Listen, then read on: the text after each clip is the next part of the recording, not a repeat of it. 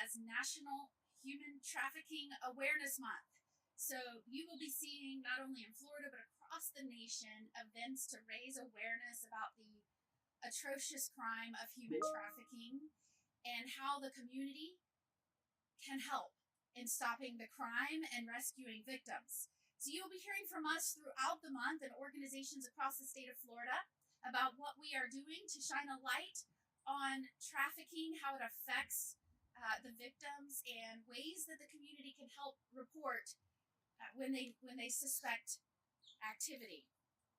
Since my first days in office in 2019, this has been a priority, and that is to develop new and innovative ways, out of the box thinking on how we can get information to law enforcement better to identify and then rescue victims of human trafficking.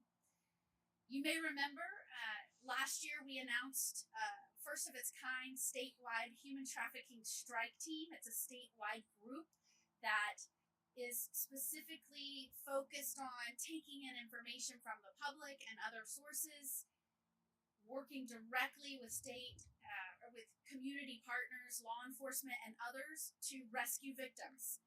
This team has already been successful. It has already identified victims, and it has already enlisted the community's help in doing so. You may remember when we made a big announcement right in this area, multiple counties, where we identified 10 victims that were being trafficked, held against their will, by force, by holding their identification documentation.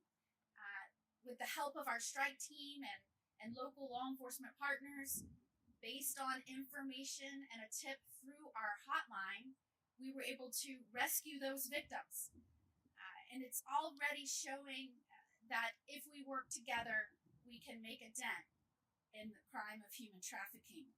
We have also, in Florida, launched the 100% Club, and that recognizes organizations and businesses that train their employees on how to spot and identify victims of human trafficking and suspicious activity. We have partnered with truck drivers. As you can see, we are at a rest stop right now. Many trucks rest here, truck drivers. We know numerous instances where a Good Samaritan has reported information at a truck stop, at a rest stop, and victims have been rescued. So we launched Highway Heroes, where we specifically train our commercial truck drivers on how to spot trafficking and what to do when you get that information or you see something that looks suspicious.